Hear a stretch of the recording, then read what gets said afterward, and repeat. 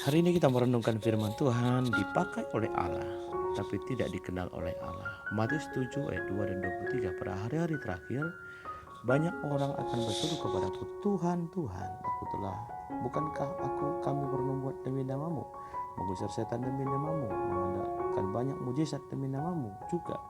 Pada hari itulah aku berterus terang kepada mereka dan berkata, aku tidak mengenal engkau, enyahlah daripadaku kamu sekalian yang membuat kejahatan. Saudara dikasih oleh Tuhan, sebuah pertanyaan, kenapa Allah bisa mengenal mereka? Sebenarnya bukan Allah tidak mengenal mereka, tapi mereka yang tidak punya waktu untuk Allah memperkenalkan dirinya kepada mereka. Nah, banyak sekali Alkitab bahwa Tuhan izinkan masalah pergumulan biar kita mengenal Allah, dan berkata penderitaan itu baik supaya aku dapat mengenal jalan-jalanmu.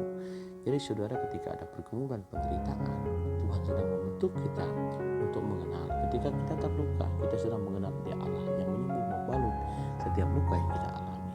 Jadi pertama kita harus memberi waktu untuk Tuhan menyatakan dirinya kepada kita. Banyak waktu untuk mengenal firman Tuhan, baca firman Tuhan, dan merenungkannya dalam kehidupan kita sehari-hari. Jangan terlalu sibuk mempromosikan diri untuk kerajaan sendiri. Nah, kita harus sibuk untuk mengenal Tuhan, baca firman Tuhan. Karena itu dosa dan cobaan mengalahkan segala rencana Tuhan dalam kehidupan kita jika kita tidak menyerahkannya untuk Tuhan menguasai kehidupan kita.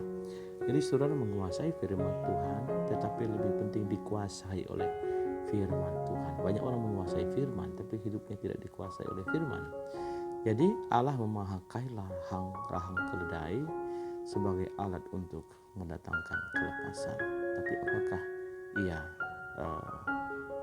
keledai itu masuk surga? Tidak. Jadi banyak orang dalam kehidupan ini hanya seperti rahang keledai, dipakai Tuhan, tapi akhirnya Tuhan tidak ada hubungan sama dia. Aktif melayani Tuhan tapi tidak intim dengan Tuhan. Aktif melayani Tuhan, jadi pelayan orang penting di gereja, tapi komunikasi dengan Tuhan jarang-jarang. Berdoa, baca firman. Saudara dikasihi Tuhan, jangan sampai kita membuang waktu kita untuk sesuatu yang sepertinya baik untuk pelayanan, tapi kita tidak berkomunikasi dengan Tuhan. Kita tidak ingin menjadi seperti kerangka penopang gedung sementara. Sudah tahu ya, kesuruh bangun gedung buat kerangkanya kayu ya, penopang. Setelah itu dibuang, hanya alat saja. Sudah dikasih oleh Tuhan, kita seharusnya bukan hanya alat sesaat, tapi kita ingin dipakai Tuhan secara terus menerus. Tuhan pakai Simpson hanya sesaat saja, setelah itu selesai. Nah, Tuhan pakai Daud sampai akhir hidupnya maksimal. Jadi saudara dikasih oleh Tuhan, mari kita dalam kehidupan kita bukan hanya seperti tadi kerangka gedung, tapi dipakai oleh Tuhan di dalam bejana kemuliaan-Nya. Nah, biarlah hari ini